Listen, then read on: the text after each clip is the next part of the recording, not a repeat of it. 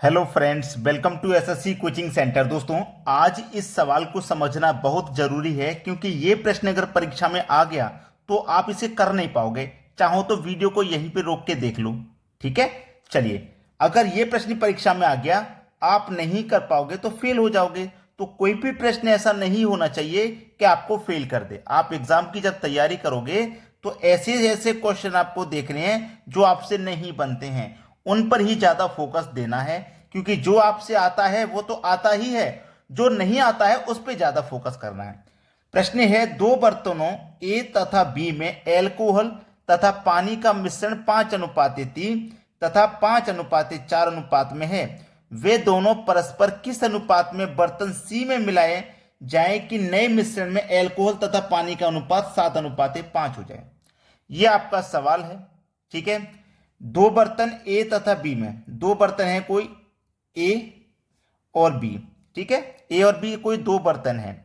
अब इसमें एल्कोहल और पानी, एल्कोहल ए में एल्कोहल और पानी, पानी मतलब वाटर। ठीक है, 5:3 तथा इसमें याद रखना, ये बहुत जरूरी है सीखना, 5:3 के अनुपात में है और 5:4 के अनुपात में है। यही तो है। अब एक चीज समझ लीजिए, अगर मैं इन दोनों का योग करूंगा, अगर मैं इन दोनों का योग करूंगा तो कितना हो जाएगा? 8 हो जाएगा। उसने पूछा क्या प्रश्न में, ये हमेशा ध्यान रखना, मिश्रण में एल्कोहल तथा पानी का अनुपात पूछा है, इतना हो जाए। ठीक है, तो बोला है बर्तन सी में मिलाए जाने वाले नए मिश्रण में एल्कोहल तथा पानी का अनुपात 7:5 हो जाए। किस अनुपात में बर्तन सी में मिलाएं? अब देखिएगा, इस प्रश्न को करने में सबसे आसान तरीका आपको मैं बता रहा हूं। आपने दोनों का बोले योग कर लिया, 5 और 3 का योग 8, इसमें एल्कोहल का अनुपात 5 है। ठीक है, एल्कोहल का अनुपात कितना भैया? 5 हो गया। यहां तक किसी को कोई समस्या नहीं होगी समझने में। और दूसरा क्या है, 5 और 4 दोनों का योग करोगे 9 हो जाएगा, और एल्कोहल का कितना है? 5। क्लियर है? यहां तक किसी को कोई समस्या नहीं। अब यहां पे 8 और 9 का जब आप एलसीएम लोगे तो एलसीएम आ जाएगा 72। तो इसमें भी 72 से गुना कर दो और इसमें भी 72 से गुना कर दो। तो 8 नीम 72 कटेगा, ये 9 अट्ठे 72 कटेगा, 5 नीम 45 और 5 अट्ठे 40, ये निकल के आ गया। अब तीसरा अनुपात हमारे पास 7:5 है, तो 7 और 5 का योग करोगे 12, और एल्कोहल का अनुपात कितना है? 7। ठीक है, और एलसीएम हमारा कितना आया? 72। तो 12 छिंग 72, 7 छिंग 42, इसको रखिए बीच में। एलिगेशन मेथड लग जाएगा, दोनों का अंतर करो 2, यहां पे अंतर करो 3, 2:3 आपका बिल्कुल सही जवाब है। 2:3 पहला ऑप्शन बिल्कुल सही जवाब। मैंने आपसे पहले ही बोला था, इस प्रश्न को समझना बहुत जरूरी है। अगर अभी भी किसी बच्चे की समझ में नहीं आया है तो रिपीट करके जरूर देख लेना, ताकि आपको अच्छे से क्लियर हो जाए। रिपीट करके आप दोबारा से देखोगे ना, आसान है, कुछ भी नहीं है। दोनों का योग करके एल्कोहल का अनुपात ऊपर रखना है, दोनों का योग करके एल्कोहल का अनुपात ऊपर, फिर नीचे वाले अनुपात का हमने जब एलसीएम लिया तो 72 आया, तो इसमें भी 72 से गुना कर दो, इसमें भी 72 से। हमने कटा लिया, 5 निम 45 और 5 अट्ठे 40। फिर जो तीसरा हमारे पास अनुपात है, इसको जब हमने सोल्व किया तो इसे बीच में रखना है, एलिगेशन मेथड लगा दोगे, आंसर आ जाएगा। सभी को क्लियर है ये बात? अब देखते हैं अगला सवाल। अगला सवाल है, किसी कक्षा में 72% छात्रों ने जीव विज्ञान तथा 44% गणित लिया। यदि प्रत्येक छात्र ने जीव विज्ञान तथा गणित में कम से कम विषय लिया हो तथा 40 छात्रों ने ये दोनों विषय लिए हों, तो कक्षा में छात्रों की कुल संख्या क्या है? बहुत अच्छा सवाल है, इसको बिना डायग्राम बनाए नहीं समझ पाओगे। डायग्राम बनाना इस तरीके का जरूरी है। ठीक है, कक्षा में 72% छात्रों ने जीव विज्ञान लिया, 72% ने जीव विज्ञान, तो ये मैं जीव विज्ञान का कॉलम बना लेता हूं, ये हमारा जीव विज्ञान है। ठीक है, जीव विज्ञान। फिर उसके बाद बोला है 44% ने गणित लिया, ये मैं 44% गणित का बना लेता हूं, ये मेरा गणित का डायग्राम है। ठीक है, गणित का है। अब उसने क्या बोला है, 44% ने गणित लिया, यदि प्रत्येक छात्र ने जीव विज्ञान तथा गणित में कम से कम विषय लिया हो, कम से कम विषय बोला है, कम से कम विषय। ठीक है, जीव विज्ञान और गणित में कम से कम विषय लिया हो। अब एक बात आप याद रखना, ये कितना है? 72%। ठीक है, 72, ये कितना है? 44। अगर मैं 72 और 44 को जोड़ूंगा तो ये 116% हो जाएगा। यानी कि कक्षा में जो भी छात्र होंगे वो अपने आप में 100% होंगे, और ये तो उससे भी ज्यादा जा रहा है 116। तो ये इन दोनों को मिलाकर के ज्यादा जा रहा है ना, जीव विज्ञान और गणित के छात्रों को मिलाकर के। अब यहाँ पे 16% जो बढ़ रहा है वो ये है, यानी कि कुछ गणित के छात्र ऐसे हैं जो जीव विज्ञान भी ले रहे हैं, और कुछ जीव विज्ञान के छात्र ऐसे हैं जो गणित भी ले रहे हैं। तो ये आपका 16% है, ये है आपका 16%। क्लियर है ना। अब ये आपका 16% है, और ये रियल में कितना है 40%। रियल में कितना है 40। 16% की वैल्यू 40, तो 1% की वैल्यू आपकी कितनी हो जाएगी 40 बटे में 16। ठीक है, निकाल लो भैया। अब 1% की वैल्यू हो गई है। अब आपको निकालनी है 100% की वैल्यू, तो 100 से इसमें गुना कर दो, सवाल खत्म। 4 चौको 16, 4 से कट जाएगा 25 बार में, 4 से कट जाएगा 10 बार में, 25 का मल्टीप्लाई 10 से कर दो 250। सी ऑप्शन सवाल का बिल्कुल सही जवाब हो जाएगा। अब देखते हैं अगला प्रश्न। अगला प्रश्न है, एक राशि पर 5% वार्षिक ब्याज की दर पर चक्रवृद्धि ब्याज और साधारण ब्याज का 2 वर्षों का अंतर 1.50 रुपये है, वह राशि कितनी है। देखिएगा, ये साधारण ब्याज चक्रवृद्धि ब्याज का अंतर वाला सवाल है। ये या तो 2 वर्ष के लिए पूछा जाता है या फिर 3 वर्ष के लिए। ठीक है, तो 2 वर्ष के लिए होता है डिफरेंस बराबर PR का स्क्वायर बटे में 100 का स्क्वायर। ये 2 वर्ष के लिए होता है फॉर्मूला। अगर 3 वर्ष के लिए हो तो वो भी मैं बता चुका हूं, आप देख सकते हो। ये 2 वर्ष के लिए पूछा है, तो डिफरेंस हमको दिया गया है प्रश्न में, अंतर हमें दिया गया है 1.50 का अंतर है, ये हमारे पास डिफरेंस है। प्रिंसिपल क्या है वो नहीं पता, प्रिंसिपल तो निकालना है।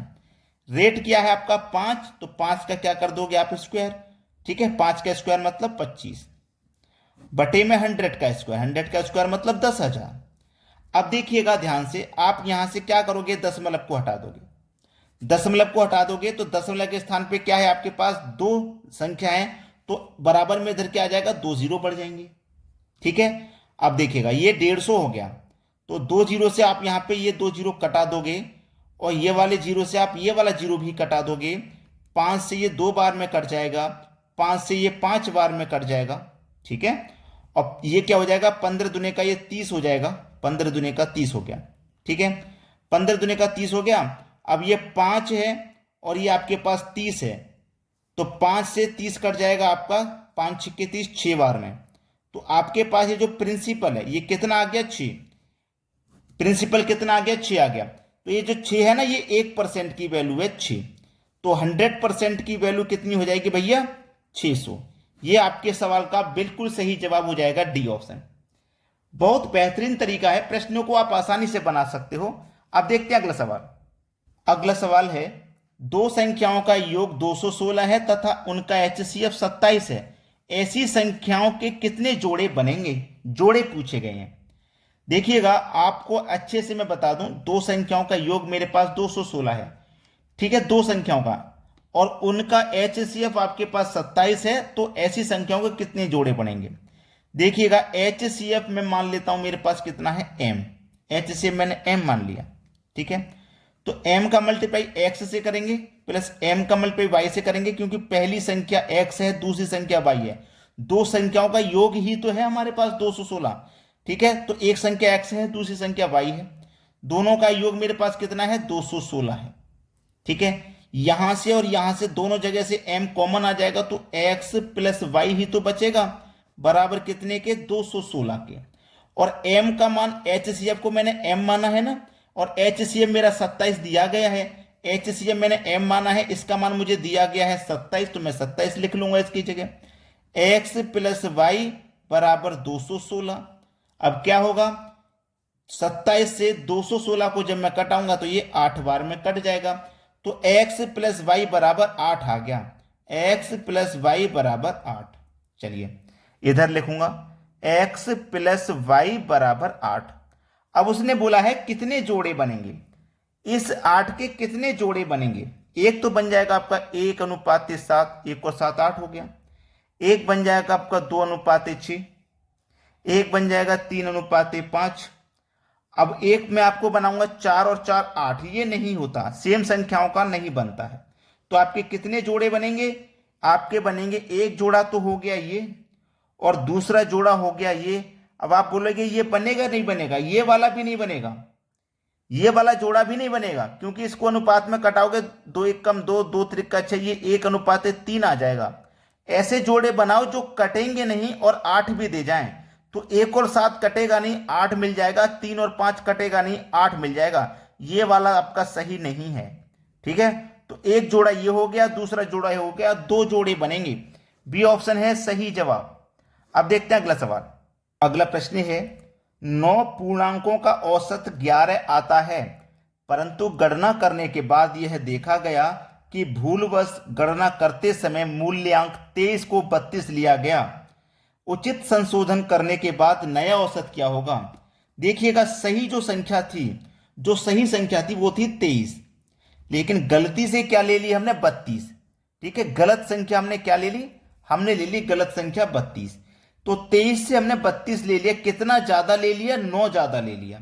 जब हमने 9 ज्यादा लिया है, क्लियर है, सीधा सीधा कह रहा है 9 ज्यादा लिया ना, हमने कितना ज्यादा लिया है? 9 ज्यादा लिया है, ठीक है। 9 संख्या पूर्णांक कितने थे? 9 थे। तो जितना ज्यादा लिया है उसमें पूर्णांक से डिवाइड कर दो, एक बार में डिवाइड हो जाएगा। तो हमारा पहले औसत कितना था भैया? 11 था। पहले औसत कितना था? 11 था। तो जो हमने ज्यादा लिया है ना उसको माइनस कर देंगे, क्योंकि हमने देखो 9 ज्यादा लिया था और कटने के बाद अनुपात में कितना हो गया? वो 1 हो गया। तो 11 में से जो हमने ज्यादा लिया था उसे हटा दो, जो ज्यादा है उसे हटा दो, पुराना वाला जो बचा था वो हमारा सही औसत निकल के आ जाएगा, जो कि 10 है। समझ में आ गया भाई? देखो 9 पूर्णांकों का औसत 11 आया। ये 11 क्यों आया? क्योंकि हमने 23 को 32 ले लिया, इसलिए 11 आया। तो हमने देखो कितना ज्यादा लिया था? 9, मतलब 1। कटने के बाद कितना? 1, मतलब 1 ज्यादा लिया है। औसत में हमने कितना ज्यादा लिया? 1। तो इस 1 को हम घटा देंगे तो हमें सही औसत पता चल जाएगा 10। तो आपको क्या करना है? वीडियो को लाइक नहीं किया तो लाइक करना है, और शेयर नहीं किया तो शेयर करना है। ठीक है दोस्तों, धन्यवाद।